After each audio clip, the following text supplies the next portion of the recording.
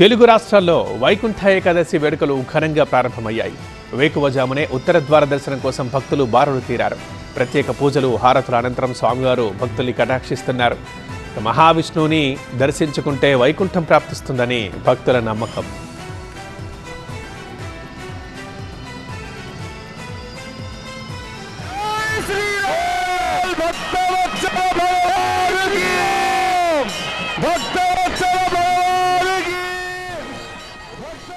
వైకుంఠ ఏకాదశి సందర్భంగా తిరుమలలో రద్దీ పెరిగింది. ఉదయం 8 గంటలకు టోకెన్ భక్తులకు సర్వదర్శనానికి అనుమతిస్తారు.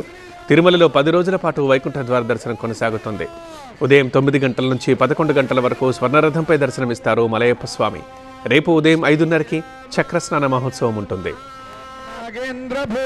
ఇటు భద్రాచలంలో ఉత్తర ద్వారం గుండా సీతారామచంద్ర స్వామి దర్శనం కోసం భక్తులు పెద్ద ఎత్తున తరలివచ్చారు. మంత్రి తుమ్మల నాగేశ్వరరావు, ఎమ్మెల్యేలు తెల్లం వెంకట్రావు, పాయం వెంకటేశ్వర్లు సహా భారీగా భక్తులు పాల్గొన్నారు.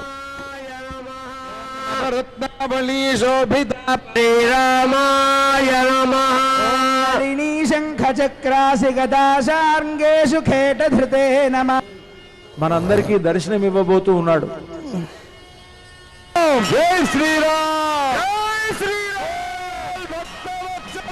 యాదగిరిగుట్టలో గరుడ వాహనంపై వాసుదేవుడి రూపంలో స్వామివారు ఉత్తర ద్వార దర్శనమిస్తున్నారు. ఇవాళ స్వామివారికి గరుడ సేవోత్సవం, తిరువీధి సేవ నిర్వహించబోతున్నారు.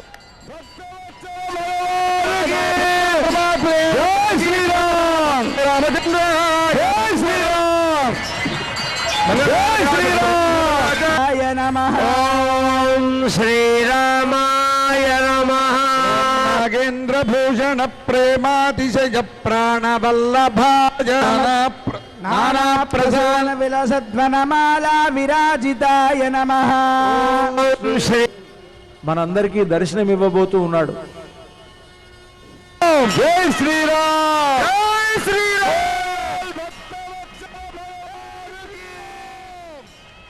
ఏలూరులోని ద్వారకా తిరుమలలో ఉత్తర ద్వారం గుండా చినవెంకన్నను దర్శించుకుంటున్నారు భక్తులు. ఉదయాన్నే భక్తులు పెద్ద ఎత్తున తరలివచ్చారు. గోవింద నామస్మరణలతో ఆలయ పరిసరాలు మారుమోగుతున్నాయి.